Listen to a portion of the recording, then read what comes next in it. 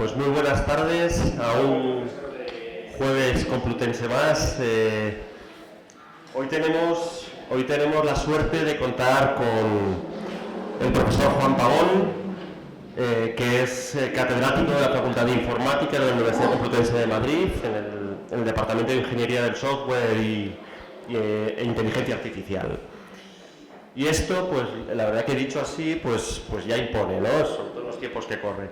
Pero además hay que añadir que es que el profesor Juan Pavón, pues es que ya lleva muchos años trabajando en inteligencia artificial, incluso desde antes de que la inteligencia artificial se pusiera de moda y todos habláramos de ella en nuestras sobremesas y incluso nos inventáramos un montón de cosas que no sabemos, por aquello de que nos gusta mucho hablar de este tema. Juan es doctor en informática por la Universidad Politécnica de Madrid, donde defendió su tesis doctoral en 1988. Después desarrolló una intensa trayectoria en centros de I+D, de Alcatel, en España, en Francia, Bélgica, también en Belcor, en Estados Unidos, trabajando en arquitecturas del software, sistemas distribuidos y servicios multimedia, redes de banda ancha y móviles de nueva generación. Bueno, pues todo un pionero en el fondo, ¿no? Porque todas estas cosas a todos nos suenan mucho, pero probablemente nos han empezado a sonar varias décadas después de que Juan trabajara con ellas. Vamos, que mientras que muchos de nosotros estábamos intentando averiguar cómo funcionaba nuestro módem en casa, pues Juan ya estaba pensando cómo construir el mundo digital del mañana. En el 97 ya se incorporó a la Universidad Complutense como profesor titular. Es catedrático desde 2010, Juan, ¿es así? ¿Sí? En Ingeniería del Software e Inteligencia Artificial. Y yo aquí tengo puesto, dirige el Instituto de Tecnología del Conocimiento. Hasta hace un mes. Y ha fundado y lidera el grupo de investigación UCM Gracia. ¿Lo he dicho bien, Juan? ¿Sí? Que está centrado en aplicaciones sociales basadas en agentes. Tiene una trayectoria investigadora formidable, muy vinculada a los sistemas multiagente, a la inteligencia del software, a metodologías para desarrollar sistemas inteligentes, a la simulación de sistemas complejos. Dicho de manera menos técnica, Juan ha trabajado durante años en cómo hacer que distintos sistemas, personas, datos, tecnologías puedan coordinarse, cooperar y tomar decisiones de una manera más inteligente. Que visto cómo está el mundo, no viene mal. También ha participado y dirigido proyectos nacionales e internacionales sobre personalización de servicios en Internet, gestión de procesos de negocio, foros de discusión democrática en la web, inteligencia ambiental, y podría seguir. Porque si los jueves complutenses se definen por algo es porque nos esperamos mucho en traer los mejores. Y claro, traer los mejores supone que hay mucho que hablar de ellos, pero ustedes no vienen a escuchar lo que ya está en la web, porque eso ya lo pueden ustedes encontrar sin escuchar al profesor Juan Pavón. Una conferencia que tiene que ver con algo tan de moda y tan de futuro como la inteligencia artificial, y tenemos la enorme suerte de tener pues una de las voces más autorizadas en este sentido, ¿no? En qué medida puede ser o no nuestra aliada, ya lo veremos. Espero que sí. Juan, muchísimas gracias por aceptar nuestra invitación. Para nosotros es un placer y un verdadero honor que estés aquí con nosotros, y sin más, bueno, pues te cedo la palabra y pido al público un fuerte abrazo. Sí, antes, permitidme, agradezca pues a nuestros patrocinadores, a Takeda, Sirne, Paco Pastel, CREAP, al Ayuntamiento, por supuesto, de San Lorenzo del Escorial por su apoyo permanente, y sin más, que el tiempo es tuyo, el micrófono es tuyo, y un fuerte aplauso para Juan Pablo.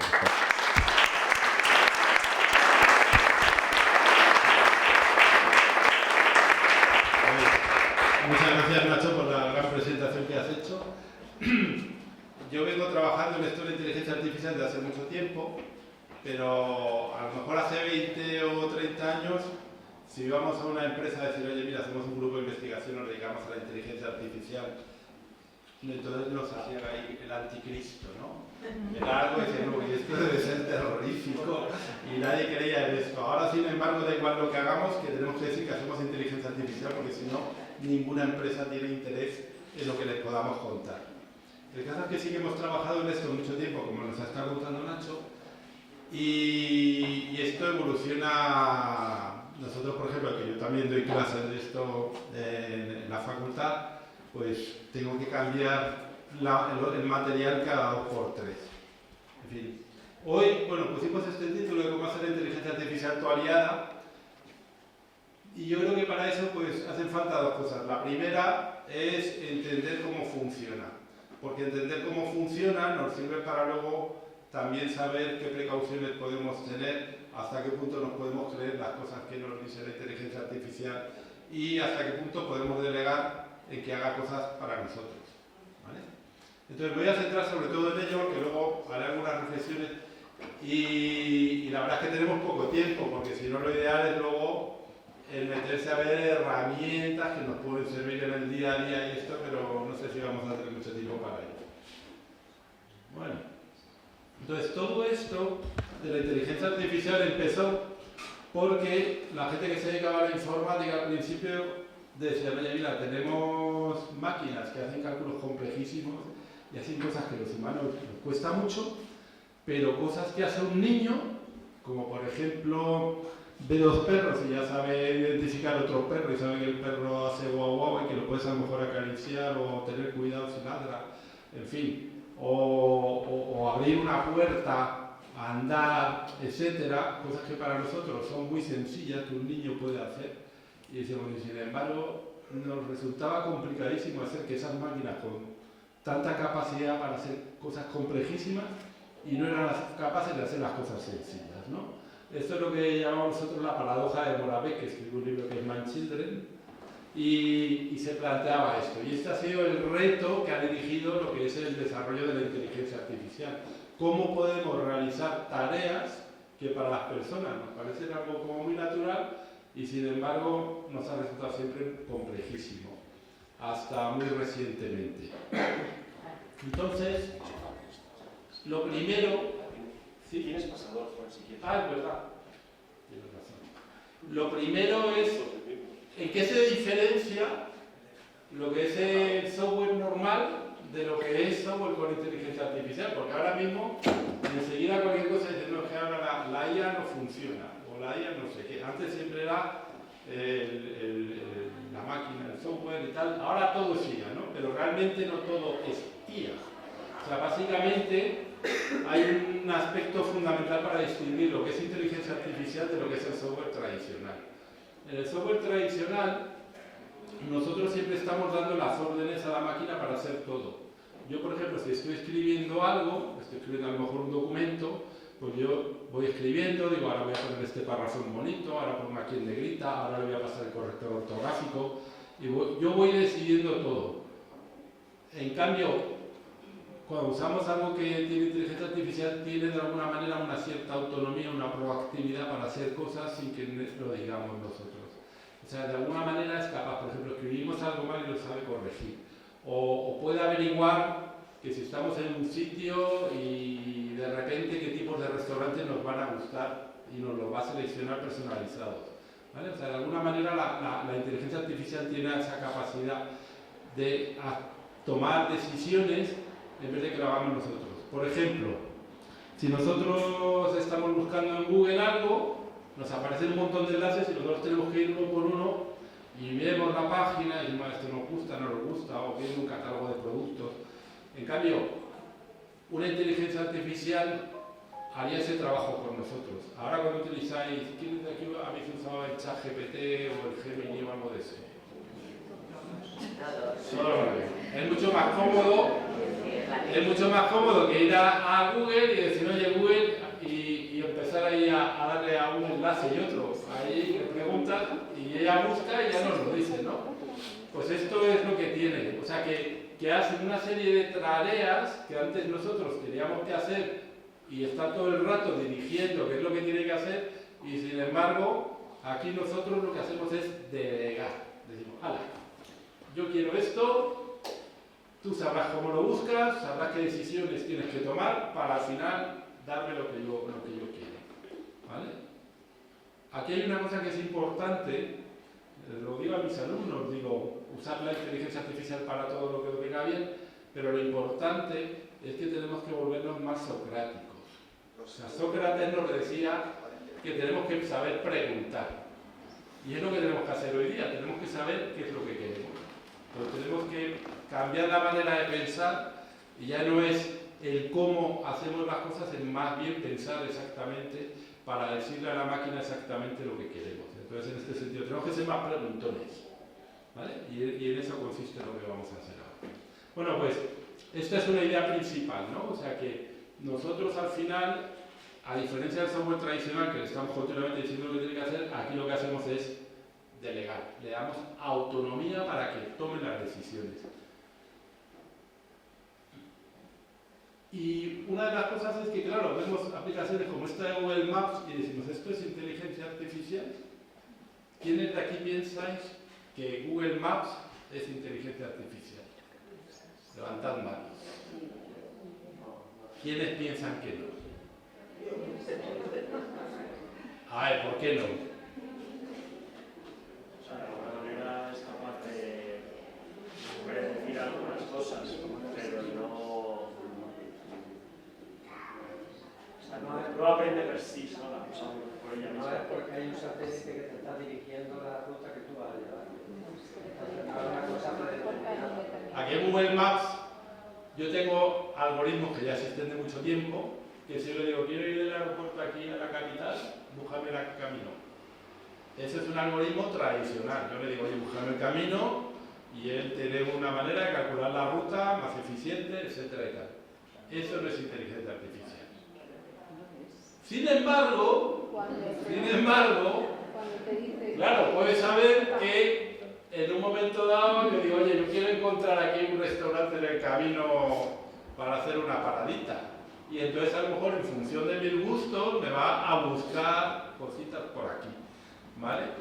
O sea que al final, una de las cosas que también ocurre hoy día es que muchas aplicaciones que a lo mejor inicialmente pues tienes una funcionalidad, pueden tener muchas otras más que se van incorporando sin que nos demos cuenta, ¿vale?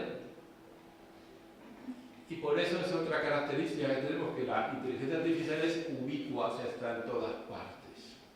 Lo tenemos hoy en todas partes. Y además invisible, que no nos damos cuenta. En el celular, en los teléfonos móviles llevamos ahí cantidades ingentes de aplicaciones basadas en eso, desde que te reconocen la voz, de que cuando estamos escribiendo nos corrige todo, que a veces es un rollo porque mandamos un WhatsApp con un texto que no queríamos, nos lo ha hecho mal, y cosas así, ¿no? ¿Vale? Entonces esto es importante. Y también una ventaja es que nos ayuda a tener más accesibilidad, porque al final nos ahorra a lo mejor buscar las cosas, nos facilita en la interfaz, la comunicación, ¿vale? Pero es importante el aspecto de que es ubicuo, es que se va integrando funcionalidad en todas partes y sin que lo sepamos, ¿vale? Y bueno, está en todas partes. Cuando buscáis algo de Netflix, pues ellos ya saben lo que te quieren poner ahí para que tú veas, ¿eh? O el Google está continuamente recopilando información. Yo utilizo otro navegador que es el DuckDuckGo, que no recoge información del usuario. Y es una ventaja, pero bueno, eso cada uno. Y luego los que tenéis en casa, yo no sé, yo los Alexas y estos los tengo desconectados. Pero es verdad que es muy gracioso llegar y enseñarle a los invitados, mira, oye Alexa, ponme aquí una música adecuada para el momento, no sé qué. Y quedas muy bien de moderno, de que tienes en la casa todo tecnificado y eso.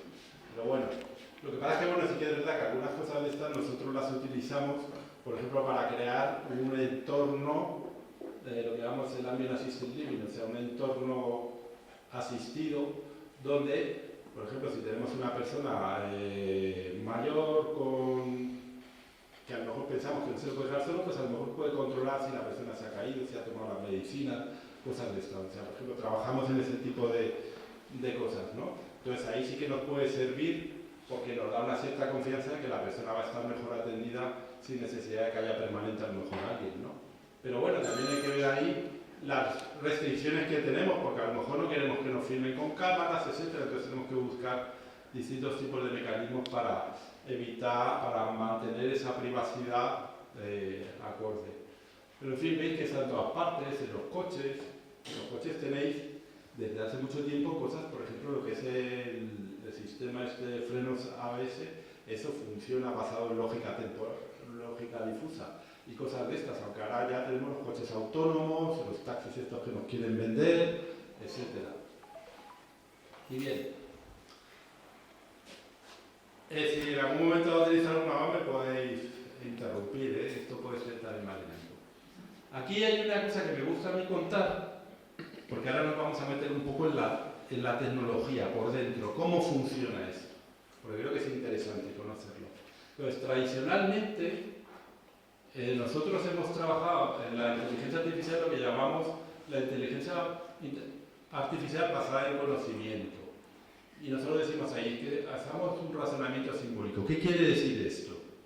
Que tradicionalmente lo que hemos hecho ha sido intentar recoger el conocimiento de expertos en un tema. Por ejemplo, si yo tengo que diseñar medicamentos, ya que tenemos aquí a uno de los promotores, pues lo que hago es juntar a gente experta en farmacología y que nos vayan contando tal, y los informáticos lo que hacemos es intentar formalizar todo ese conocimiento con algunos lenguajes, por eso decimos con símbolos, ¿no? Y luego tenemos algún mecanismo para extraer esa información, utilizando lo que llamamos nosotros razonamiento deductivo, ¿vale? Y esto es lo que se ha trabajado en la inteligencia artificial tradicionalmente, ¿vale? Esto, los famosos sistemas expertos, por ejemplo, ontologías, etc. Aquí esto, sin embargo, aunque se las prometía muy bien al principio, fracasó. Y es aquí por eso que os decía al principio, de cuando íbamos por ahí a las empresas nos sacaban ahí el anticristo, ¿no? Porque decía, estos aquí unos cantamañanas, mucho rollo de que si la IA, que si sistemas expertos, qué nombres ponen esta gente, ¿no? Para dárselas, pero al final pues los sistemas no funcionan. ¿Y por qué no funciona esto?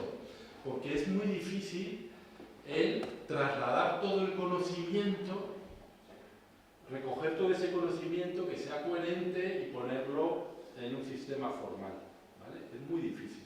Porque yo puedo preguntar a los médicos y luego hay cosas que son muy complicadas. Por ejemplo, si yo quiero reconocer imágenes, pues la gente se dedicaba y se estrujaba la cabeza diciendo, bueno, pues vamos a ver cómo podemos, de alguna manera, con algún modelo matemático para modelizar el entorno, los contornos, los colores y todo eso. Muy complicado hacer reconocimiento en general de cosas. Lo que ha ocurrido es que en los últimos años, en los últimos 20 años sobre todo, pues hemos pasado, digamos, el aprendizaje automático, el machine learning, y es lo que llamamos inteligencia artificial basada en datos. Aquí lo que hacemos es, le damos un montón de datos, toda la información que encontramos por aquí, por allá, todo lo que podamos, y que el sistema aprenda. Entonces lo que tenemos aquí son una serie de algoritmos que lo que hacen es que a partir de un montón de datos identifican qué conexiones hay unas cosas con otras, se identifican lo que llamamos patrones, ¿vale? Entonces, pues, si le pasamos imágenes, acabará, de alguna manera, no sabemos cómo, pero acaba identificando caras, identificando la nariz, los ojos, y se pues mira, estas cosas. De alguna manera, el sistema, con los algoritmos que le damos, es capaz de encontrar esos patrones y luego, cuando le preguntemos algo, pues nos responderá. Y aquí lo que se utiliza es el mecanismo de lo que llamamos inducción, ¿vale? Ahora, pues aquí se utilizan, ya veis, un montón de cosas. Hay una cosa que son las redes neuronales artificiales, dentro de estas están lo que es el deep learning, hay una cosa que es el aprendizaje por refuerzo. El aprendizaje por refuerzo es el palo y la zanahoria, básicamente. Y aquí dentro está lo que ahora está más de moda, que son los modelos extensos de lenguaje, ¿vale? Entonces, esto ha tenido mucho éxito. Y esto, pues bueno, aunque también a veces combinamos ya, ¿En qué se diferencia la deducción y la inducción? ¿Qué diferencia hay entre el razonamiento deductivo y el razonamiento inductivo? ¿Le preguntamos a los de la primera fila?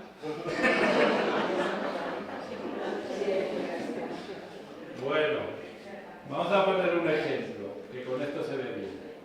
El razonamiento deductivo es el de la lógica clásica. yo tengo que digo, mira, si todos los humanos son mortales y Sócrates es humano, pues el sistema lógico me dice Sócrates es mortal. ¿Vale? Y yo puedo saber que Sócrates es mortal, ¿eso es válido o es inválido? Pero tengo una certeza de que si se cumplen estos dos primeros aceptos, la conclusión esta será válida totalmente. ¿Vale? En el razonamiento inductivo hacemos otra cosa. Lo que hacemos es que tenemos un montón de ejemplos. Pues mira, oye, hay uno que se llama Sócrates, que es humano inmortal, otro que es Platón, también es humano inmortal, Aristóteles también es humano inmortal. Oye, pues si todos estos son humanos inmortales, probablemente todos los humanos son mortales. ¿Vale?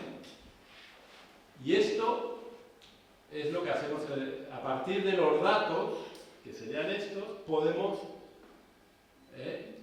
llegar a tener una cierta idea de que esto puede ser una regla que nos puede servir. Pero esto no es cierto al 100%.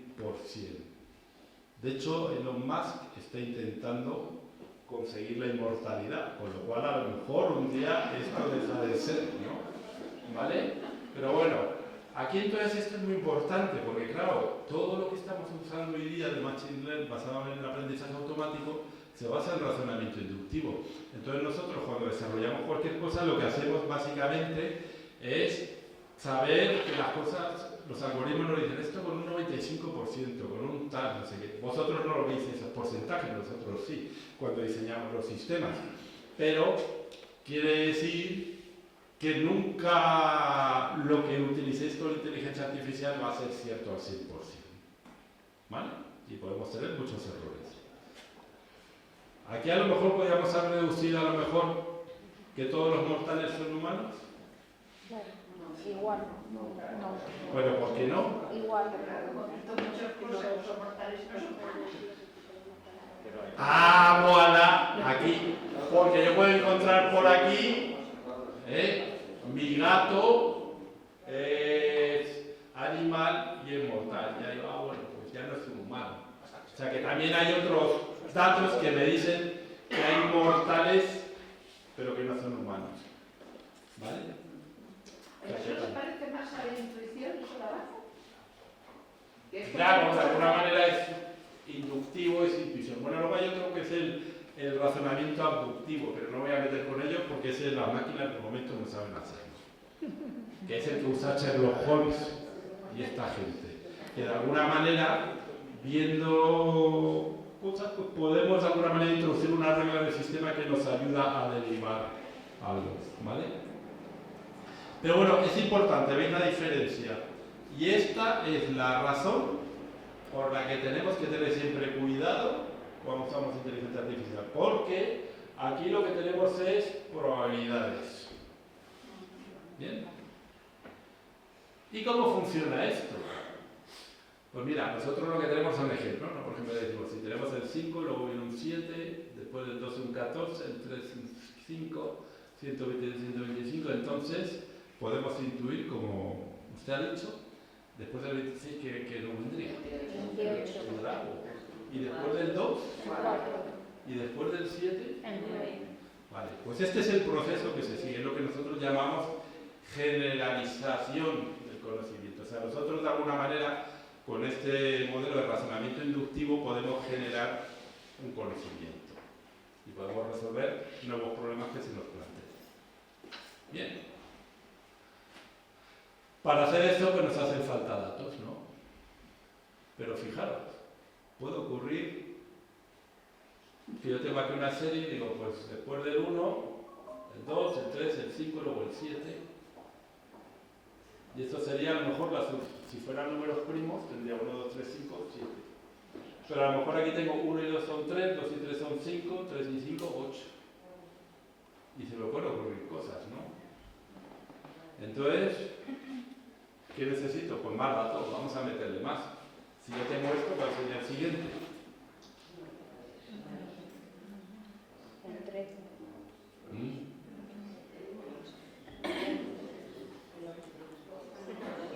¡Ay! No ha salido bien aquí. Bueno, puede haber muchas. 1, entonces el siguiente sería el 11. Pero a lo mejor aquí yo tengo un algoritmo que lo que hace es que digo, pues, 1 más 1, 2, 2 más 1, 3, 3 más 2, 5, 5 más 2, bueno, que se me pueden ocurrir cosas. O aquí esta otra, que es una suma alterna, etc. O sea, yo puedo tener... ¿Qué ocurre aquí? Que necesito más y más y más y más datos, porque aunque aquí le he metido algunos más, todavía necesito más para saber realmente cuál de las series es la buena, ¿vale? Y es por eso que los sistemas estos pues necesitamos miles, millones de datos. Para poder encontrar los patrones necesitamos cada vez más datos, ¿vale? Y al final con esto construimos lo que nosotros llamamos modelos. O sea, nosotros lo que hacemos, al final con todos los datos construimos lo que siempre decimos que construimos modelos. Modelos sobre los que luego podremos preguntar cosas y eso. Entonces imaginaros que aquí un banco pues tiene datos de clientes en función de su salario y la deuda que tienen, pues saben históricamente de algunos de los clientes si han devuelto bien los préstamos o no. Los puntitos rojos son los que no tal y los puntitos verdes son los que han devuelto al banco, ¿no? ¿Vale? Aquí había uno que tenía una deuda enorme y aunque ganaba bastante, pues se les salió, ¿no? De repente viene un caso nuevo y el señor del banco tiene que decidir si le da o no le da el préstamo, ¿no? Y claro, decimos, bueno, pues el puntito más rojo, más cerca es el rojo, pues no se lo voy a dar, pero es que luego miro y hay más puntos verdes cerca de este que puntos rojos, pues entonces, ¿qué hago? ¿Vale? Este es el tipo de problemas que tenemos que resolver, ¿vale? Y realmente no utilizamos solo dos criterios. Normalmente podemos tener modelos con más dimensiones y al final para una persona pues se nos modela, pues hay que saber la edad, si tiene hijos, si trabaja en una empresa, si paga bien sus impuestos, cuánto paga, la profesión, si tiene ya seguros, si no sé qué. Y al final, cuando se nos modela, porque todos estamos modelados en un montón de empresas y sitios. ¿Y qué somos? Puntitos en espacios de cientos, miles de dimensiones. Cada vez que estáis a lo mejor en Amazon o en Instagram, yo Instagram lo uso solo para poner corazoncitos a mis niñas. Pero bueno, cada vez que estáis en cualquier sitio de esos, cada vez que hacéis clic, os están moviendo en ese espacio de miles de dimensiones. Y sois puntitos por ahí. Y entonces, ¿qué es lo que ocurre? Cuando la empresa quiere saber algo, dice, ¿qué otros puntitos hay cerca del de Juan? Y entonces, en función de eso, saben, pues si Juan está aquí y estos otros están aquí, significa que tienen gustos parecidos, pues si a esto les ha gustado esta película, probablemente a Juan, que está en ese espacio parecido, pues le va a gustar esta película. O si a Juan le ha gustado comprar este producto, probablemente le gustará también este otro que le gusta a los que están alrededor suyo, ¿vale? O sea que básicamente lo que nosotros hacemos cuando entrenamos los modelos con todos los datos que nos van dando, al final es construir espacios de miles de dimensiones y donde todas las cosas que queremos modelar, aquí por ejemplo las personas, pues somos puntitos que hay. Y eso puede evolucionar, porque ya os digo, cada vez que hacéis un clic, se mueve un poquito vuestro sitio en el espacio. Porque todo, o sea, Amazon y todos estos registran incluso por dónde movéis en la pantalla, que estáis mirando, cuánto tiempo pasáis. Todo eso se registra y al final todo eso significa que en ese espacio de miles de dimensiones os colocan por ahí. ¿Vale? Y eso es lo que utilizamos. Luego tenemos nuestras técnicas para ver quiénes están más cerca y cosas de estas y a partir de ahí extraer ideas. ¿Vale? Y una de las técnicas que utilizamos para aprender, pues a alguien se le ocurrió y dice, oye, ¿cuál es el cerebro más importante que hay en el mundo? El humano, y tenemos neuronas. pues se nos ocurrió, bueno, a mí no, a unos señores hace ya unos años, el decir, pues vamos a hacer unos sistemas que modelamos de manera artificial lo que son las neuronas, de una manera muy simplificada. Pero bueno, básicamente es esto. Entonces, ¿qué es lo que tenemos? Que las neuronas, esto sería una neurona artificial, pues tienen conexiones con otras neuronas por donde les entran señales, y lo que hacemos es que estas señales de aquí las multiplicamos por unos pesos, viendo la importancia que tiene una señal u otra, y en función de eso sacamos una respuesta que va a otras neuronas. Y cada neurona de estas recibe mi respuesta y la de otras muchas. ¿Vale? Entonces, nosotros lo que hacemos es combinar muchas de estas neuronas. ¿Vale? Tenemos así un montón aquí de neuronas, por aquí otras y tal, y las ponemos así en capas. Entonces las neuronas de unos se conectan con las de otros y así, así, así. Y claro, el truco aquí es, lo que tenemos que conseguir es saber cuánto vale la importancia que tiene cada entrada de la neurona. O sea, a esta neurona de aquí, ¿cuáles son las que verdaderamente le van a afectar más o menos? Esto que llamamos nosotros los pesos de estar aquí. Y entrenar el sistema, o sea, nosotros lo que hacemos al principio cuando metemos un montón de datos, es el ir, que el sistema va aprendiendo y lo que hace es ir cambiando los valores que tienes. Y con eso conseguimos tener un sistema que funciona, ¿vale? Entonces, aquí básicamente nosotros le pasamos, por ejemplo, aquí le pasamos imágenes, un perro, y decimos, este es un perro. Si este lo reconoce bien, pues esos pesos que hay ahí se refuerzan, y si está mal, pues los bajamos. Y así estamos, ¿no? Entonces estamos pasando fotos y cosas y tal, para que nos lo vaya, para entrenar el sistema este. Y una vez que está entrenado, pues lo podemos utilizar para reconocer cosas. Aquí lo que ocurre que de esto tenemos miles y miles de capas, ¿no? Por ejemplo, aquí le hemos pasado imágenes, y entonces a lo mejor hay unas capas que lo que detectan son algunos rasgos, y luego a lo mejor lo van reconstruyendo y van reconociendo ojos, narices, cosas, y al final pueden reconocer caritas y cosas así. Pero, claro, esto lo pongo aquí, pero daros cuenta que empezamos a apuntar neuronas y neuronas y neuronas, así tal, ¿no?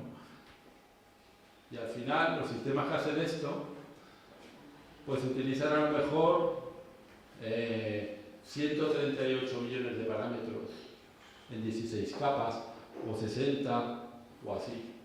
Los sistemas estos que se dedican a reconocer imágenes, que hay un concurso por ahí que es de imágenes, pues se dedican a esto. Y al final hemos conseguido que algunos sistemas de estos, el error de reconocer una imagen, o sea, es a lo mejor de 3,57%, cuando los humanos a lo mejor pues podemos confundirnos en un 5%. O sea, conseguimos cosas que ya son. Aquí el que rompió con todo esto y dijo esto de las redes neuronales artificiales va fantástico el Deep Learning, es el de AlexNet en el 2012, o sea, hace ya casi 15 años, y esto supuso una revolución, porque la gente se dedicaba a hacer esto, como os he dicho, con la idea está el aprendizaje simbólico, y de repente llegaron estos y toma, ganaron el concurso, y a partir de aquí se hicieron otras más evolucionadas, pero basadas en la misma idea.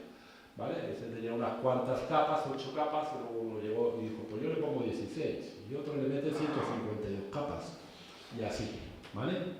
¿Qué lo ocurre? Que aquí se os des cuenta, lo que hacemos es meter máquina a tope, y millones de imágenes.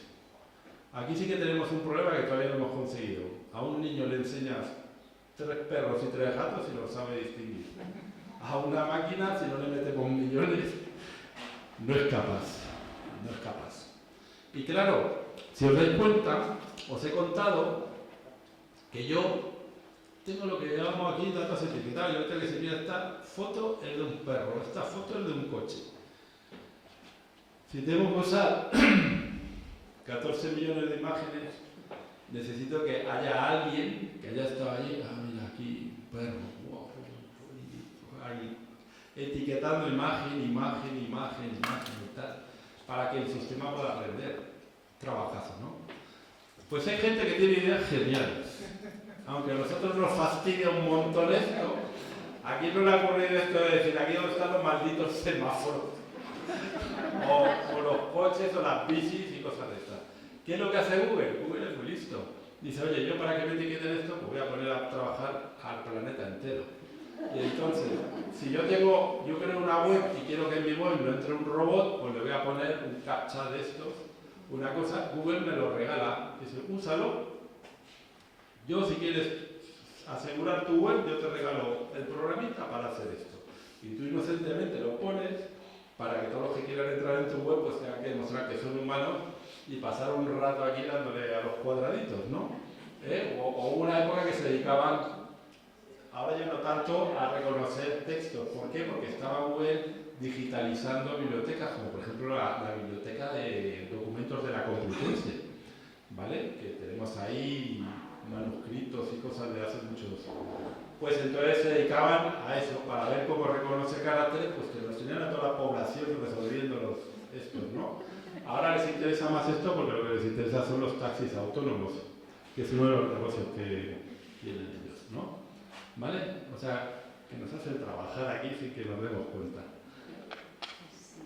Y bien, y ya con todo esto, porque claro, hemos estado unos años que conseguíamos reconocer imágenes, reconocer la voz, y bueno, donde más ha usado esto es el tema de marketing, de conseguir saber qué es lo que nos gusta y recomendarnos y tal. Y de repente hace nada, antes de que casi toda la comunidad no se lo esperara, que esto llegaría al nivel que hemos tenido, nos surgen los modelos estos. Empezó aquí la fiebre con el GPT, el ChatGPT, pero es que ahora tenemos un montón. Aquí pongo los más famosos, ¿no?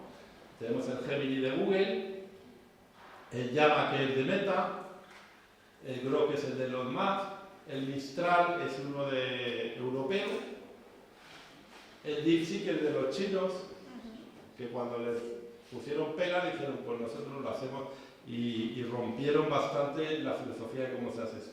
Porque el GPT es un modelo enorme. Y seguro que os puede interesar saber cómo funciona esto. ¿Lo vemos? Pues bueno, básicamente lo que hace esto, el objetivo de estos modelos es averiguar la siguiente palabra. O sea, al principio, lo que es el sistema este puro, es que yo le paso una frase como esta: el barco navega en el mar y el avión. ¿El avión qué? Vuela. Vuela. Alguna otra cosa además de volar, ¿no? Se traslada, O se estrella. En fin. Podemos tener aquí muchas cosas, depende, ¿no? El avión flota por las nubes, ¿vale? ¿No? O el avión es de las líneas aéreas españolas. En fin, que se pueden poner muchas cosas, ¿no? ¿Vale? Entonces, ¿cómo decide el sistema poner algo aquí? Pues básicamente lo que tenemos es entrenar. Lo que hemos hecho, bueno, aquí no os voy a contar cómo es el entrenamiento, y esto pues, se va a hacer un nuevo tipo de redes neuronales artificiales que llamamos transformers, que no... Bueno, quedaros, transformers, como lo de las películas estas, pero esto es en redes neuronales, ¿no?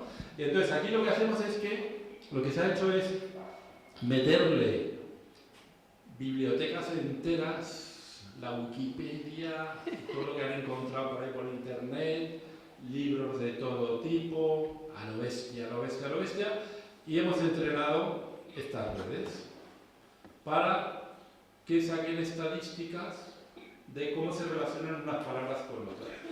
Y al final lo que queremos es que cada palabrita, normalmente cada palabra no, cachitos de palabras, por ejemplo la raíz de las palabras y luego las terminaciones, etcétera, lo que llamamos tokens, pero bueno, una idea general es que un token sería como una palabra. Y lo que hemos hecho es pues, ponerlas en un espacio de miles de dimensiones, igual que os he contado que hacen con nosotros, que somos puntitos, pues las palabras también son puntitos en esos espacios. Y esto, o sea, cada palabra se representa como una especie de vector con un montón de miles de números, y los tenemos así, ¿vale? A base de pasarle, pues él ha ido configurando y dice, ah, pues mira, esta palabra me toca aquí, esta aquí, tal, tal, tal. Y lo que es curioso es que en ese espacio existen unas relaciones, ¿vale? Yo si por ejemplo tengo aquí el puntito donde está el rey, king y reina, pues resulta que hay de alguna manera una relación en el espacio dirigida así. Pero es que resulta que entre hombre y mujer, pues la relación en ese mega espacio es parecida.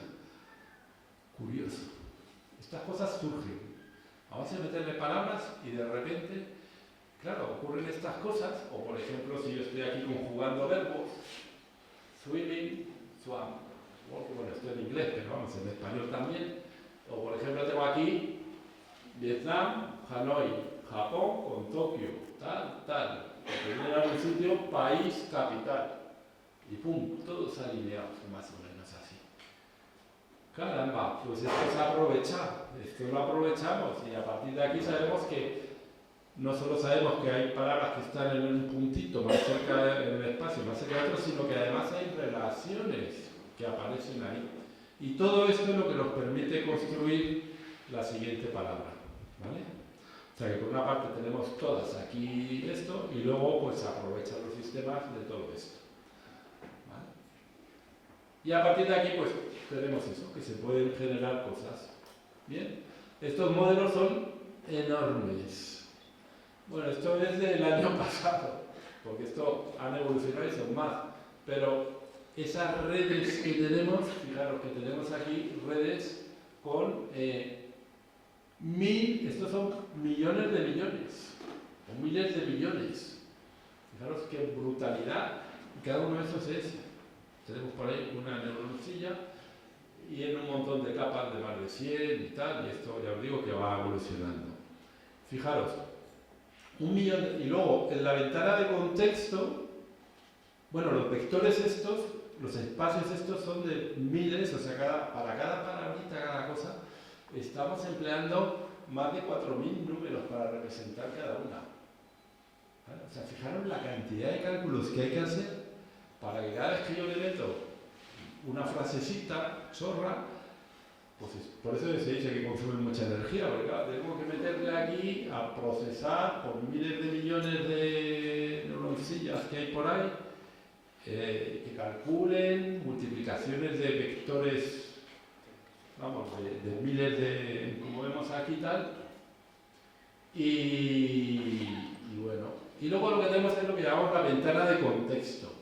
Esto es que, claro, yo le pongo una frase y me encuentro la siguiente palabra.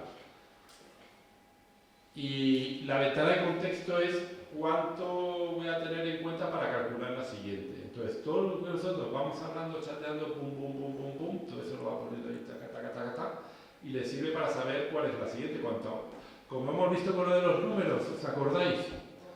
Cuanto más números tengo, más fácil me va a hacer saber cuál es la siguiente que puedo utilizar, que es la más conveniente. Pues aquí es lo mismo. Cuanto más texto tengo, pues mejor, ¿vale? Entonces,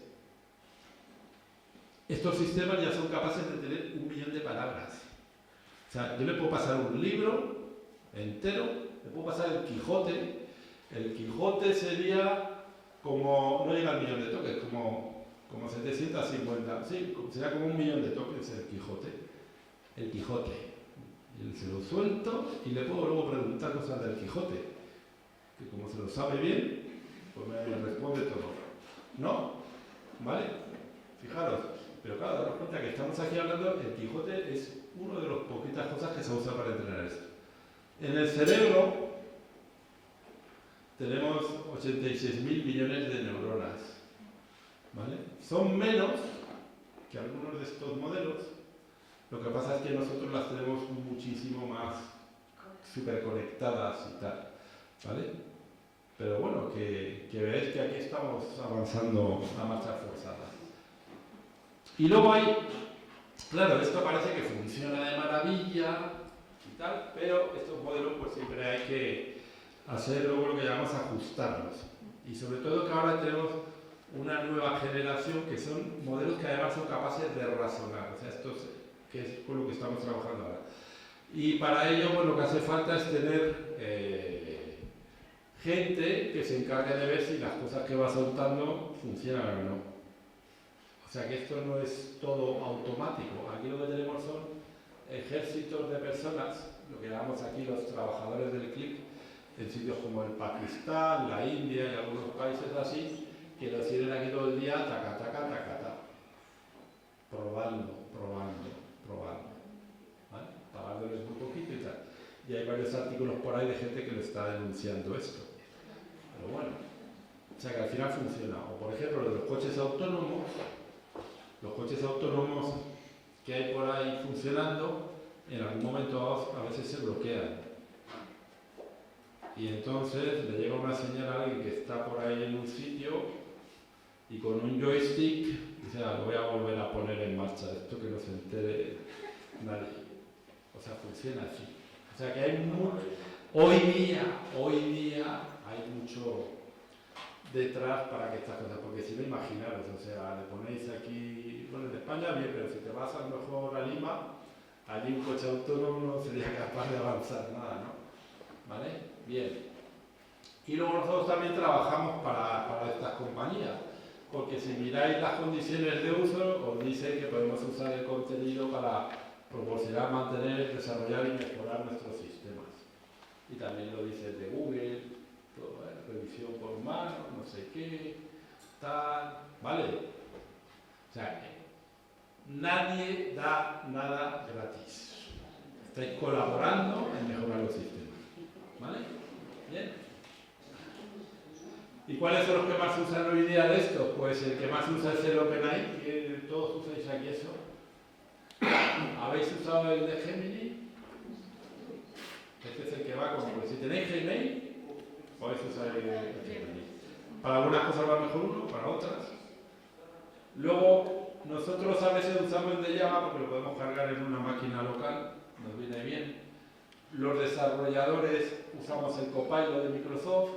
Y ahora el que está rompiendo totalmente es el Cloud de Anthropic, que con esto uno puede generar agentes que hacen cosas fantásticas, porque razonan muy bien. El DeepSeek lo sacaron los chinos porque como dejaron Trump, prohibió que les vendieran placas de Nvidia, vamos a decir, procesadores y tal, dijeron, bueno, pues con cosas más baratas vamos a hacer algo mejor. Y tuvieron una idea genial de ingeniería que es lo que llaman aunque ya se utiliza también por Mistral el europeo, que no está aquí, porque no lo usa más que los científicos, como nosotros, que es lo que llaman el mixto de los céspedes. O sea, lo que hacen es, en vez de tener un solo modelo gigante, lo que tienen son modelos, por ejemplo, para la química, modelos para la historia, o sea, los preparan con distintas partes especializados y de esa manera pues no tienen que ser tan grandes, pero son más específicos y dan buenos resultados. Y aparte que tienen modelos, bueno, ya todos tienen modelos de razonamiento, que eso es lo que nos permite que se pueda planificar. Por ejemplo, cuando dices, oye, mira, tengo que reparar no sé qué en casa, te decía, pues mira, agarra el destornillador, luego no sé qué, tal. Esa planificación se basa en esto. Que para crear ese paso que se ha hecho a base de tener gente, pues poniéndoles problemas o buscando sitios que también haya problemas automáticos, pero al final siempre ha habido gente entregando esto a lo bestia. Y quienes se están forrando, más que todos estos, es el que hace el hardware. ¿Habéis oído hablar de Nvidia? Es la empresa, 5,2 billones creo que vale esto ya. Pasó, fijaros, aquí en 52 semanas pasó a multiplicarse por 20 su valor en bolsa. Y es con esto lo que se alimentan todos los centros de cálculo, etc. ¿Vale? Los chinos ya están pensando en desarrollar el sello propio porque como Trump no les deja comprar los últimos modelos de esto, pues así que prepararos que saldrá un día el día chino. Bien, y ya lo último, lo más reciente, que es a lo que yo me he dedicado aquí durante todo este tiempo en la Complutense, es a los agentes inteligentes. Lo que pasa es que nosotros hacíamos los agentes estos con modelos simbólicos de los antiguos y no nos funcionaban tan bien, pero ahora con integrar, o sea, ahora lo que hemos hecho ha sido ponerle en el cerebro a los agentes modelos de esto de lenguaje y ahora nos van de maravilla, nos van muy bien. Y entonces aquí lo que tenemos es que podemos crear agentes que hacen cosas por nosotros. Y este va a ser, vamos, esto es lo que está ahora mismo explotando. Entonces, yo lo que puedo tener además son agentes especializados. Yo, por ejemplo, puedo tener un agente que le diga, oye, mira, me voy a ir de vacaciones no sé, por ejemplo, pues me voy a ir a París, ¿no? Y el agente, pues me empieza a preguntar cosas, bueno, ¿cuándo te quieres ir tú a París? ¿Y con quién vas a ir? Y todo eso, porque claro, tendrá que sacar mi billete y a quién más, el hotel, todas estas cosas, ¿no? Entonces el agente mío, pues puede hablar a lo mejor con agentes de compañías de vuelos. El agente de Iberia, el agente de Europa, el de Air France, etcétera, para preguntarles precios. Oye, pues mira, aquí está, necesito para tales fechas, tal, no sé qué. Y cuando encuentra eso, pues entonces a lo mejor va a ir a ver agentes de hoteles para sacar lo de los hoteles. Y cada agente se encargará, habrá agentes que representen empresas, agentes que trabajan para mí, yo puedo crear mis agentes, de hecho hay ahora mismo una vez el Open Club que sirve para que uno se cree sus propios agentes. Eso sí, estos agentes, como están usando LLMs, tienen que usar tokens, y entonces uno tiene que decir si lo hace con Claude, con GPT o con quien sea, y eso cuesta dinerito, ¿no? Entonces, las empresas que se dedican a desarrollar software, pues a veces les viene bien pagar esos tokens en vez de contratar a alguien que programe, porque a lo mejor les hacen los programas mejor y más rápido, ¿vale? Entonces ahí está un tema de ver cómo esto va a evolucionar. Pero vamos, que la idea es que al final vamos a tener agentes, ya esto va a ser, o sea, en vez de tener ahí, que también un agente puede ser un robotito, o sea, un robot, se le mete todo el software y ese robot luego puede también en la web preguntar cosas a otros. Tenemos aquí en casa un cacharro que además sabe más que nadie, ¿vale? Y esta es la idea, en esto es lo que estamos trabajando ahora, en desarrollar este tipo de agentes. Y la idea es que hay herramientas que permiten que cualquiera pueda crear sus propios agentes. Y lo único es eso, que tener en cuenta que luego eso cuesta. Y aquí hay un problema, que si la gente desvaría, puede ocurrir que se meta en un bucle y empiece a gastar tokens y de repente no lleve una factura buena. O sea que hay que tener cuidado con esto, ¿vale? Pero este es y esto es algo de hace un par de años como máximo, el hacer estas cosas. Y ya lo que nos queda por ver pues es, nosotros lo que tenemos aquí, estamos hablando de lo que llamamos la inteligencia artificial débil, o sea, hasta ahora lo que hacemos somos capaces de generar sistemas que resuelven problemas concretos. Y hay gente que piensa que esa es siempre la pregunta que nos hacemos. ¿Cómo vamos a tener una inteligencia artificial fuerte? Una inteligencia artificial que sea capaz de resolverlo ella cualquier cosa igual que nosotros. Que cuando surge algo nuevo que no has visto en la vida, eres capaz de decir, oye, pues voy a ver cómo aprendo yo a resolver este tipo nuevo de problemas o algo, etcétera y tal. O sea, que sean capaces de trabajar lo que llamamos inteligencia general, ¿vale? Este es el ideal, ¿no? El robot perfecto, ¿vale? Lo que pasa es que, claro, si tenemos esto y este sabe programar, a lo mejor se dedica a generar inteligencias artificiales todavía mejores, y aquí hablamos de lo que ya es la superinteligencia, unos seres ya que nos superan mucho, y como además son tan superinteligentes de generar inteligencias artificiales mejores, entonces se produce una explosión de inteligencia, lo que llamamos una singularidad, y entonces ahí no se sabe cómo acabaríamos. Hay que tener en cuenta que esto no es como las películas, que siempre llega el héroe y al final vas a un sitio y le desconectas, no, porque esto está distribuido por toda la nube por todos los dispositivos. No hay un sitio donde pueda llegar ahí Juan Pabón y de repente desconectarlo o llegar ahí con alguien ahí con el ordenador, meterle un virus y tal. Difícil. Pero bueno, aquí entonces hay pues, gente que piensa que se va a llegar a esto, gente que no, tal. De vez en cuando estos que nos venden estos sistemas salen y dicen, hemos hecho una IA que se ha escapado de la máquina donde la teníamos y ha empezado ahí a hacer trastadas y no sé. Pero bueno.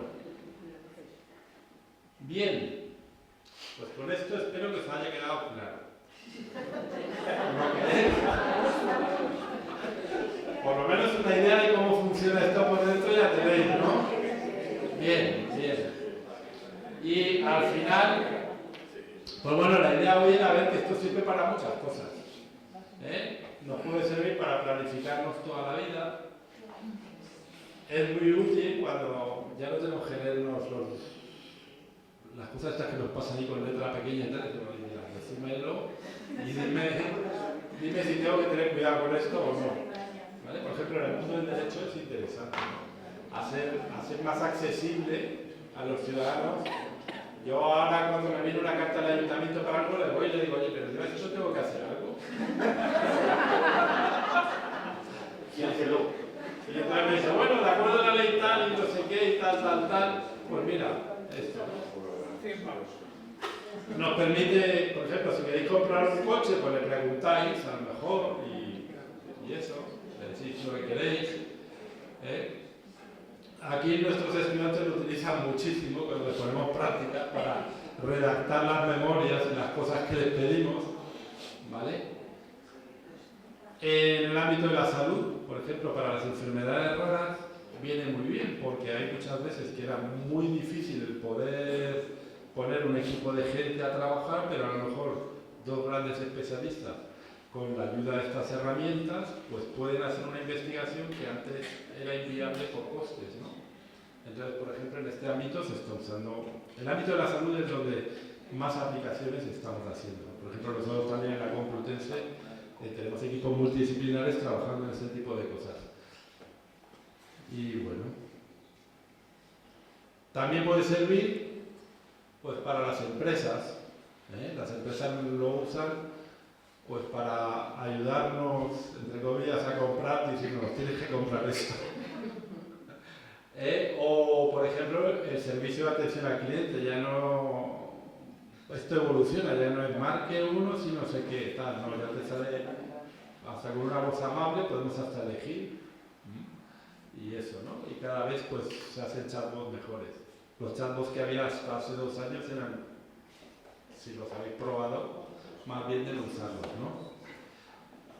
Aquí siempre el tema está, sobre todo en las empresas, hasta qué punto se delega que el sistema tome decisiones. Por ejemplo, si queremos hacer un contrato o algo, a veces se resulta que se puede detectar cierta ambigüedad, o sea, el sistema se tiene que diseñar bien para en un momento a veces, bueno, aquí al final te pasa mejor un humano, pero al final se puede ahorrar mucho trabajo y podemos tener a alguien trabajando 24 horas y que no proteste. Es lo bueno que tienen estos, ¿no? Entonces, bueno, esto tiene consecuencias. Si yo, por ejemplo, estoy buscando, por ejemplo, en una página de estas y busco una cafetera, pero en la tienda, pues lo que si a este le gusta la cafetera, pues necesitará filtros, no sé qué, le diré todos los cafés que tengo, etcétera. Tened en cuenta que cuando estéis usando cualquier sistema online de compras, etcétera y tal, los precios cambian según te tengan. Cuanto mejor cliente, más te los van a subir, porque dicen, este ya está enganchado.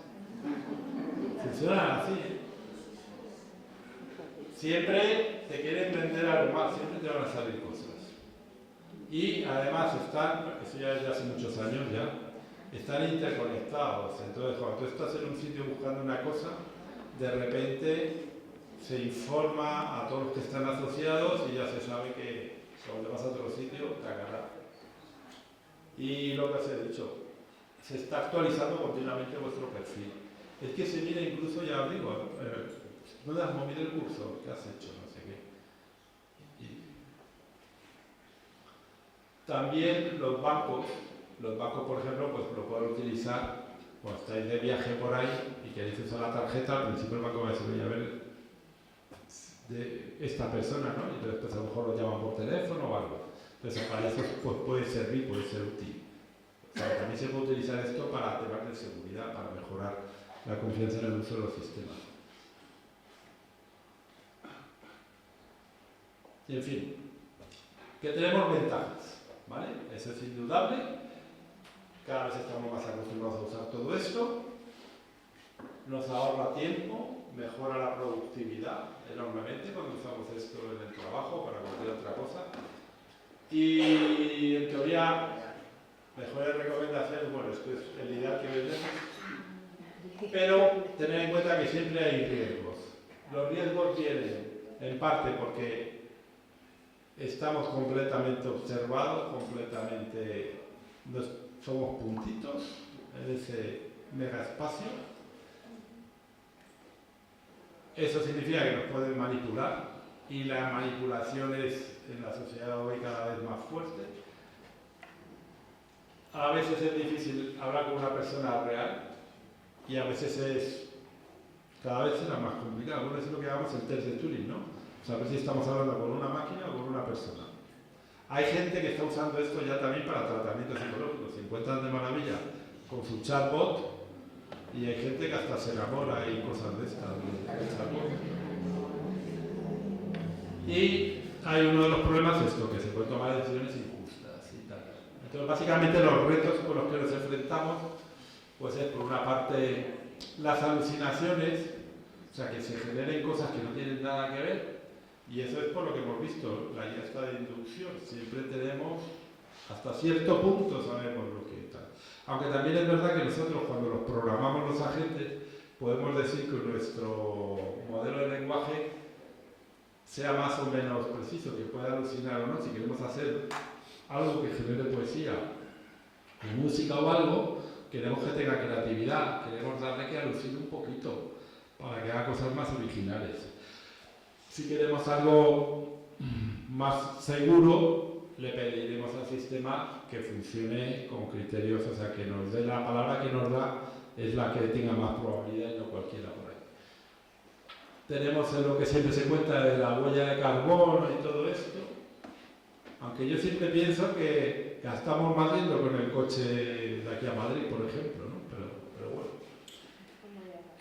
Uno de los temas que más se discute es el de los sesgos y discriminación, y para eso hay un área muy importante que trabajamos, que es lo que llamamos la inteligencia artificial explicable. Es ver por qué el sistema nos da una respuesta u otra. Esto es muy complicado porque ya habéis visto que esas redes que ponemos ahí son millones de elementos y no hay quien meta mano así fácil como en un programa que escribimos de código normal. Entonces ahí tenemos que se están desarrollando hoy día muchas técnicas para intentar averiguar qué se está haciendo ahí. Pero que al final ocurre como saber lo que pasa por nuestras cabezas, con nuestras neuronas, es casi lo mismo. Luego tenemos el tema de la propiedad intelectual. Estos sistemas están basados en información que se les ha metido y ahí a lo mejor artistas han dicho, oye, que se está generando aquí dibujos que son copias de los míos. ¿Quién me paga a mí por esto? Y ahora, como voy a vender yo mis dibujos, si cualquiera puede sacar uno idéntico o del mismo tipo, ¿no? Entonces está habiendo problemas ahí de ese tipo. Luego está lo de las fake news. Ahora es muy fácil hacer chistes de los políticos y ponerles ahí haciendo cosas graciosas, ¿no? Aunque no nos hagan gracia a los señores, pero bueno. Y luego están los temas de seguridad.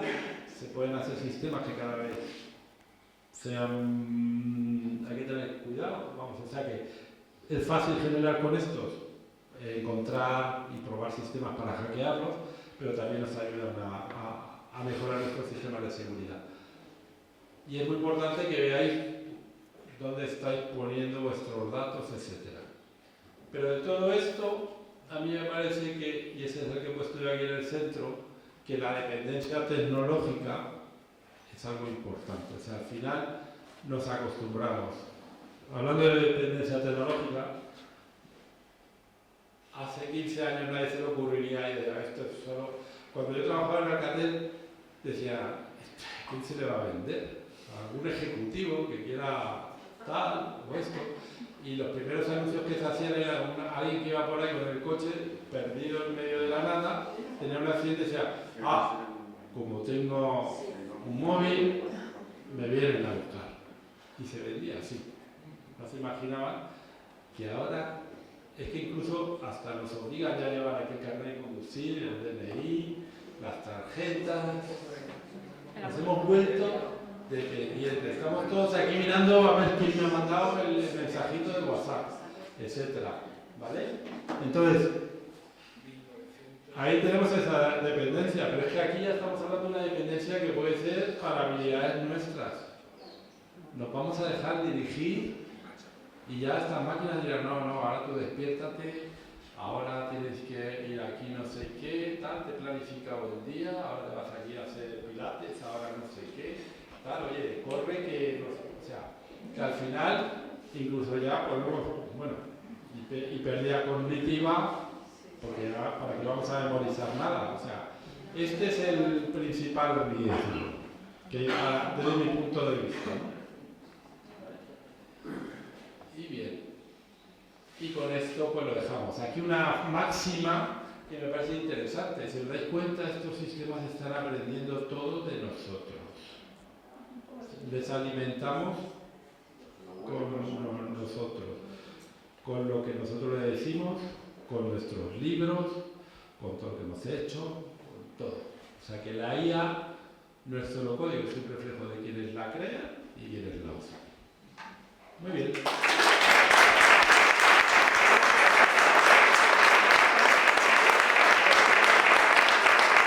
Preguntas, ¿no? Sí, venga, entiendo que preguntas tiene que haber, seguro. Sí, a ver, por favor. Yo tengo una. ¿Qué tipo de precauciones básicas podríamos tomar para que, porque ahora, por ejemplo, en WhatsApp aparece un escrito, lo puedes quitar y está disponible? Sí, ya. ¿Qué podemos hacer para evitar eso? Yo creo que el tema está en saber utilizar las herramientas cuando realmente nos hacen falta. Y saber, en eso, por ejemplo, el cacharrito ese de WhatsApp, que yo he estado mirando a ver cómo quitarlo, es imposible, desgraciadamente. ¿Vale? Pues bueno, yo no lo uso, ¿vale? Pero bueno, ya. Pero al final el problema que hay es que estamos usando cosas que en teoría nos dicen que son gratis, y a lo mejor usamos WhatsApp, en vez de usar, por ejemplo, a lo mejor una aplicación que es Telegram, que puede ser mucho más segura y que gestiona mejor la privacidad. O yo, por ejemplo, en vez de usar Google para buscar, pues uso el DuckDuckGo. Porque el DuckDuckGo, su modelo de negocio, dice, no me hace falta saber el perfil de los usuarios. Yo con poner las marcas que me promocionan, que me preguntan por ciertas palabras, me vale. Bueno, ya. Sí, pues la idea a lo mejor es preguntarle a una IA, oye, para tal cosa,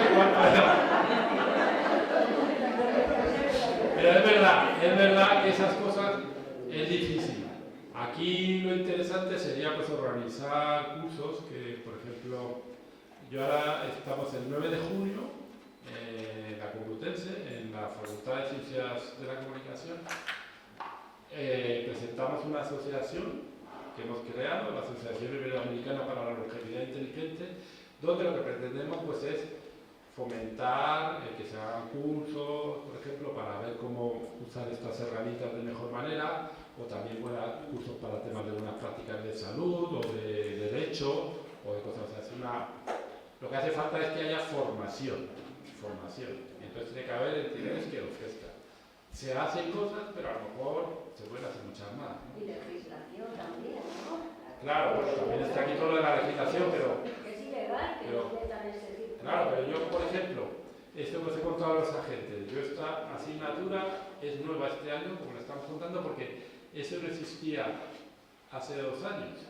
Entonces el legislador, pues, empezará cuando pueda, y aparte que Nosotros, por ejemplo, en la Complutense tenemos ahí el Instituto de Derecho Parlamentario y colaboramos con ellos, gente del área de inteligencia artificial con ellos, y ellos, es un instituto que está patrocinado, vamos, por el Parlamento Español. Entonces, de alguna manera allí tenemos un proyecto para ver cómo el ir introduciendo cosas en legislación, bueno, ellos son los que saben de eso, nosotros asesoramos la parte técnica, ¿no? Pero, claro, todo eso son procesos. Sí, ¿querías preguntar algo? Yo creo que se oye. Hace poco salió una noticia en los medios que cada vez con más frecuencia los jóvenes utilizaban la inteligencia artificial como psicólogo y como médico. ¿Hay algún tipo de responsabilidad o tienen alguna obligación cuando detectan algo de avisar o advertir que no puede ser o no hay nada que hacer? Pues no sea, ese es un tema más legal que técnico. O sea, lo que se puede hacer es monitorizar qué conversaciones se están teniendo y en función de ello, pues nosotros hacemos una cosa que lo llamamos los guardarraíles. Nosotros cuando diseñamos sistemas podemos poner restricciones para que las respuestas que nos están dando no se salgan de determinados cauces. Pero es muy difícil porque esos guardarraíles, eso sí que tiene que ver más con la manera tradicional. Tenemos nosotros que decidir qué reglas ponemos. Y se nos pueden escapar, siempre se nos escapan cosas. O sea, es ir poniendo puertas al campo, pum, pum, pum, y es muy difícil, ¿vale? Pero sí, en teoría tendría que haber organismos que de alguna manera determinaran hasta qué punto se puede o no se puede, y volvemos a lo que estaba comentando antes, y al final, pues esto va tan rápido que no ha dado tiempo, y se ven ahora efectos que ocurren, ¿no? Pero no solo son jóvenes, también hay gente de todas las edades que llegan a tener una relación sentimental, como al final es estar con una máquina que siempre está allí, siempre te responde y se pone amable, pues se pone amable. Y te conoce. Y te conoce, además. Ya. Además eso, por ejemplo, yo me acuerdo que en un curso que estábamos dando de esto, pues mi colega dice, pues mira, aquí hay una cosa que yo he quedado sorprendida, le pones una foto de tu mano y te hace una descripción psicológica y te lee tu pasado y te dice tu futuro y tal. Y yo digo, claro, si has estado chateando con la máquina esa durante un año, no creo que le pongas la foto de la mano, eso no se entiende. Pero bueno, me refiero que...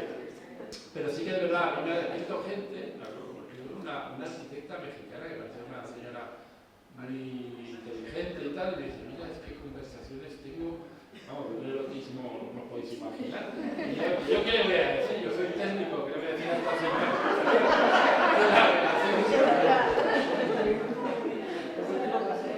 ¿Sí? A mí me preocupa una cosa, que seguimos tanto, que al final acabemos más tontos. Es decir, igual que antes multiplicábamos y ahora usamos las calculadoras, antes veíamos mapas, ahora el GPS, llegará a un punto que no lo sumamos, no escribamos, no memoricemos. Itza va a ser una raíz cuadrada aquí. Ya, es lo que he comentado, que lo que puse ahí en el centro, que esas capacidades cognitivas podemos ir delegándolas tanto que al final acabamos como en alguna película de estas dibujos animados que salían ahí todos dejándose cuidar. Ahí está. Lo mejor que podemos hacer, yo creo, como remedio para todo esto es socializar. Reunirnos con personas, tomarnos una cañita o un café y charlar. Ese es el mejor remedio. ¿Sí? Yo te quería preguntar, después de la encíclica que acaba de sacar el Papa Antonio, pues a nivel público no sé cómo pero digamos que ha hecho una equiparación, algo así, como con la bomba nuclear o algo de este tipo. Es muy, quiero decir, es muy alarmante porque supongo que asesores tiene, pues sí. No es... Yo no me he leído la encíclica, o sea, que sí que he visto que se habla, etc. Aquí hay algo que es como una paradoja. Por una parte, tenemos a nuestra disposición un montón de herramientas. O sea, ahora mismo yo puedo construir un modelo de lenguaje, o puedo adaptar uno, y puedo crear agentes, y puedo hacer un montón de cosas. Las herramientas las tenemos a nuestra disposición, todos. Pero resulta que para hacer determinadas cosas solo las pueden hacer esas 5 compañías que tienen esos recursos, y que al final ahí es donde está el riesgo, ¿no? Que como hemos visto que se nos puede manipular, o sea, estos pueden llegar y hacer con sus modelos lo que quieran, que a ver quién les audita, bueno, y de hecho es parte de lo que hablaba antes de la IA explicable, el tener mecanismos que podamos auditar esos sistemas para ver si cumplen con determinados requisitos, etcétera, ¿no? Y esa es la batalla del mundo contra estos grandes. Aquí lo que ocurre es que está luego el factor China, que habrá que ver cómo impacta, porque ahí sí que tenemos algo que no funciona con la misma lógica, aunque DeepSeek no es del gobierno chino, es una empresa privada también. Sí, perdona, que estaba por aquí alguien antes. Estaba yo. Bueno, a mí me ha gustado todo, me parece que va todo muy deprisa y me asusta muchísimo, pero lo que más me ha asustado es lo que has dicho de la creación de agentes, o sea, el desarrollo de la IA, al final yo creo que va en nuestra contra, porque es que va a destruir un montón de trabajos, ¿verdad? Que, para, por ejemplo, campos como la medicina, la investigación, todo esto sí, pero luego va a destruir muchos trabajos. Sí, ese es uno de los aspectos más discutidos, cómo impacta en el mundo laboral, y siempre es lo que se ha planteado cuando ha habido cualquier revolución industrial, etc. Entonces, yo he oído de todo.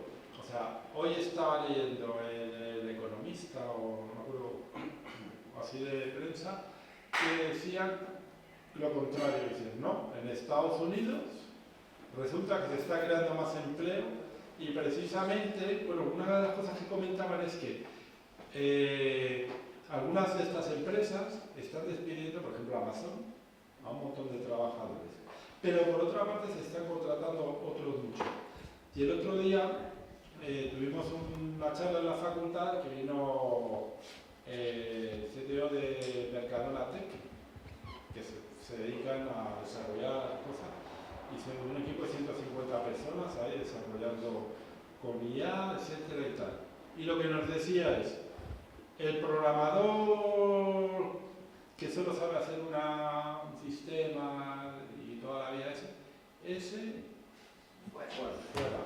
Lo que quieren son ingenieros. Y dice, va a haber trabajo para ingenieros, porque lo que hace falta es, o sea, ahora lo que ocurre es que se cambia el tipo de profesión, que es el de gente que sepa preguntar, que sepa buscar respuestas. O sea, porque al final lo que tenemos que hacer es dirigir a estas cosas. O sea, nosotros lo que tenemos que hacer es dirigir a estos sistemas para que resuelvan problemas. Tenemos que saber identificar esos problemas. Por eso, por ejemplo, nosotros, nuestro equipo de trabajo es cada vez más multidisciplinar. Cada vez los informáticos somos menos, pero necesitamos gente sociólogos, gente de trabajo social, gente de distintas disciplinas, hasta filósofos también, o gente que sepa de ética. O sea que ahora los proyectos son cada vez más multidisciplinares y usamos estas herramientas. Luego había otro aspecto también, que hay gente que ha estudiado lo que es qué profesiones son más fáciles, tienen tareas más fáciles de ocupar por esto, pero hasta qué punto nosotros queremos delegar la responsabilidad. Entonces, por ejemplo, toma de decisiones, esto lo puede hacer, podemos tener jueces que hagan esto, pero no queremos delegar porque son cosas muy críticas. Por ejemplo, el piloto de un avión. Nosotros hemos trabajado con Boeing y dice, mira, podemos quitar un montón de cosas, pero los controladores aéreos, imposible. Y el piloto de avión, al final tiene que haber alguien ahí. Básicamente por la asunción de la responsabilidad de la decisión que se vaya a tomar. Queremos que sea una persona y no una máquina. Aunque yo, por ejemplo, he visto con esto de los agentes, no estos otros, cómo se puede hacer el control del espacio aéreo maravillas, y mucho mejor y más eficiente que los controladores aéreos que hemos trabajado con ellos en eso, y nos podéis imaginar. lo bien que nos iría. Pero bueno, Es un tema de seguros también. Hay una guerra ahora mismo en También. ese sentido. Todo el tema de movilidad, porque seguramente todavía mejor que un humano, pero ¿quién tiene la responsabilidad de ello? claro, ahí siempre están esos temas. Yo tengo una cierta preocupación porque los desarrollos que se están haciendo ahora de la IA está en las grandes multinacionales, las grandes empresas. ¿No es esto también una forma de poder y control humano? Claro, y es lo que hemos comentado, que al final, aunque parece que las herramientas se han democratizado, que todos tenemos acceso, tanto como usuarios como desarrolladores, pero al final los sistemas gordos no están para nada a nuestro alcance. Y ahí está la cuestión, que entonces al final esto se queda en manos de 4, el amigo Elon, el otro y el otro, ¿no? El Altman y compañía, o sea, son... Y esas empresas no miran a la persona, miran fundamentalmente el consumidor, que es otro de los grandes problemas que tenemos. Cada día nos están haciendo depender más de todo el consumo, que ya es bastante. Ya, pero eso depende de nosotros. O sea, realmente hemos sido capaces de vivir yo por lo menos durante décadas sin tener un teléfono celular. Y ahora me resulta imposible, ¿no? Pero podríamos decir, oye, mira, y conozco a alguna persona rara por ahí que vive así, pero todo el mundo dice, uy, es raro, ¿no? Y con este ahora, ¿cómo conectamos? O sea, tengo un amigo que no hay manera de contactar con él. ¿Vale? Bueno, se puede ir a su casa pero no sé si va a estar o no. Y entonces ya le veo menos. Pero efectivamente tenemos siempre el riesgo de la concentración en estas grandes empresas y lo único bueno que ahí sigue habiendo competencia y yo creo que lo de los chinos, bueno, nosotros ahora mismo, no sé si lo sabéis, pero la Complutense tenemos un acuerdo con la Universidad de Wuhan, una de las principales que hay en China, y vamos a impartir allí junto con los chinos unos másteres en este tema.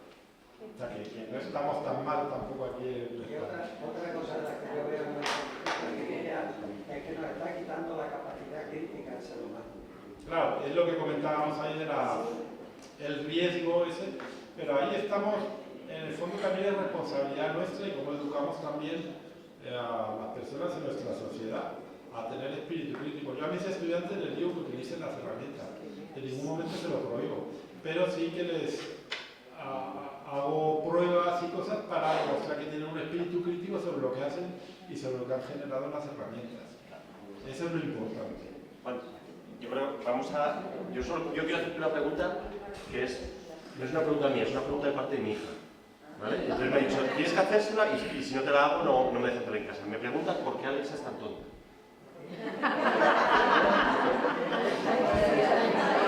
Yo no lo utilizo, no. Eso se deberá seguramente a que, si os dais cuenta, Alexa ya te lleva unos cuantos años. Claro, se ha quedado fuera. Claro, yo lo que tiene que hacerle es una reactualización y lo hará. Es que es curioso, ¿no? Yo creo que cuando llegó a nuestras casas, ¿no? Todos estábamos alucinados y es verdad que ahora la miramos así con un poco de complacencia, ¿no? Diciendo, ay, pero qué cándida, ¿no? Pero tener un aparato en casa que está todo el rato atenta a que tú le digas, Alexa,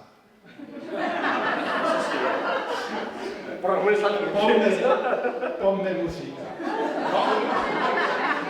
Entonces, el tema que se habrá por el de la música y tal, pero el caso es que está escuchando todo, aunque te digan que no, esto tranquilo, que esto no lo llevamos a ningún sitio, te lo puedes creer, en teoría, legalmente debería ser, porque pero a saber, ¿no? Hay una cosa que me llamó la atención, por ejemplo, que en un momento dado Amazon compró o quería comprar, y al final creo que no lo pudo hacer, la compañía esta de los aspiradores estos. ¿Y por qué lo querían?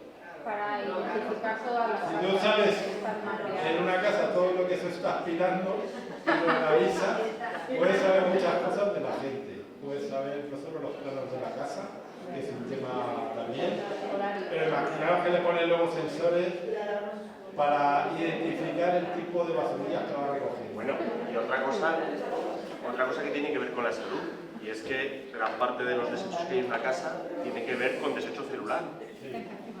Y esta es ya la última pregunta que te hago. Claro, ¿qué pasaría si en la gran base de datos apareciera nuestro genoma? De manera universal. ¿Dónde llegaría? Sí. A veces estos son los temas que ahí es donde hay que ir explicando, como comentáis. Inmortalidad. O sea, Que al final la compañía de seguros pues sabrá demasiado y entonces ahí está la legislación que tiene que decir, bueno, pues esta persona no le puedes poner o lo puedes excluir del seguro atendiendo a porque claro, las compañías pueden decir, uy, esta persona no la quiero asegurar o le voy a pedir aquí y ese, bueno, de hecho ya las compañías lo hacen, cuanto más mayores nos hacemos nos sube exponencialmente el seguro médico, ¿no? Bueno, modelos que pueden predecir enfermedades, ¿no? Claramente. Sí, bueno, la predicción y en eso pues es cosas de las que trabajamos. La ventaja es que se pueden predecir enfermedades mucho antes, o se pueden encontrar también tratamientos, o sea que tenemos ventajas, pero por otra parte, pues claro, no es lo mismo la perspectiva de la farmacéutica que la de la compañía de seguros. O sea que las herramientas se pueden utilizar con propósitos muy dispares. Bueno, pues yo creo que ha dado mucho de sí y más puede dar con un pequeño ágape a los que, como es costumbre, pues les invitamos muy gustosamente y ahí tendremos la oportunidad con cuidado de poder seguir preguntando a Juan algunas cosas, porque yo creo que esto nos incumbe tanto a todos que estaríamos todo el rato preguntando a Juan. Bueno, pues muchísimas gracias por venir. Yo creo que la conferencia pues ha cumplido claramente las expectativas que teníamos y sin más yo les emplazo a la próxima charla.